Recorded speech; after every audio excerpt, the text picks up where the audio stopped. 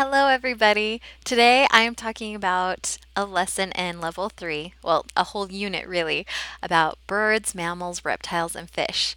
This can be a little bit daunting because there's usually a ton of information. It's usually a little bit above their head, and it just can be a little bit dry. So, I'm going to talk about some of the ways that I make it fun.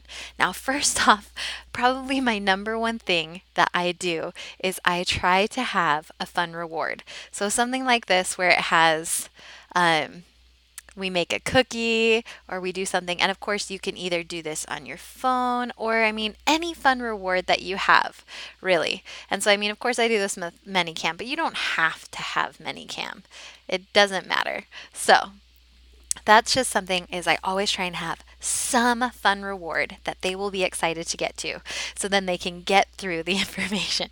Now, the way that I try and make the lesson itself fun is when we're talking about eggs, feathers, wings, scales, anything that is different from ourselves, I ask them. So we'll be learning about that and I'll say, "Do you lay eggs?" And I'll have like an egg and they'll be like, "No, no."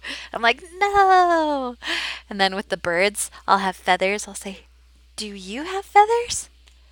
"No."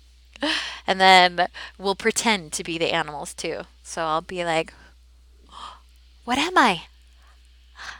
"Yes, bird, good." And so we'll talk about how they have wings. "Do we have wings?" "No." And then when it's mammals, when we're talking about mammals, I'll say, "Oh, mammals have fur or hair. Do you have fur?"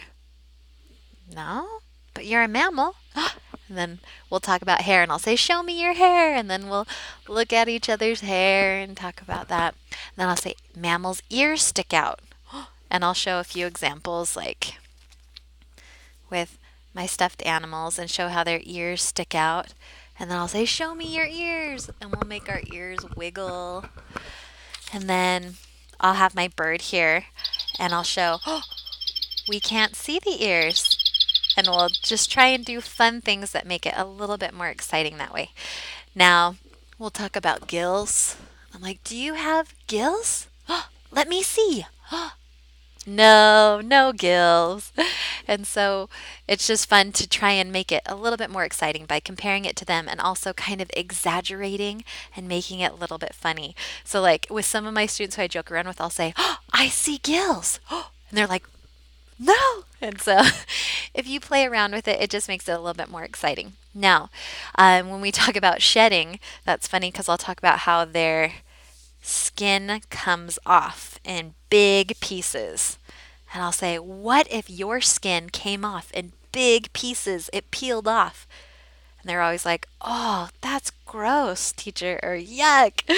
I've also done it where I've had a sock and I've pulled the sock off like a snake skin and then showed them that's how snake skin sheds. So that makes it a little bit more visual. Now, the word oxygen is a word that they struggle with in this lesson. So we'll sing it or we'll say it low or slow. Oxygen. And just different ways to introduce that word so that they can remember it.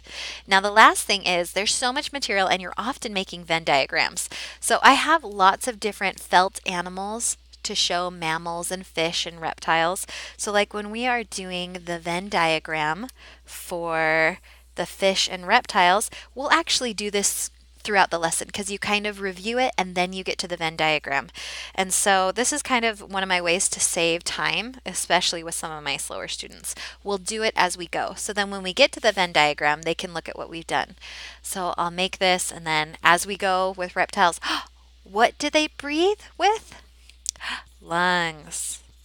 And then as we learn about fish, what do they breathe with? Gills. And then what are they both? Cold-blooded. So we just make a Venn diagram as we go. And then I'll say, "Oh, did you learn something? Oh, which side?" And then so then when we get to the Venn diagram side, we can say, "Oh, look at our Venn diagram." And so that can kind of cut down on that time and it's very interactive and using the pictures is fun. So I also have mammals, I also have birds, but those are just a few ways that I try and make these lessons a little bit more exciting. Hopefully it helps you out.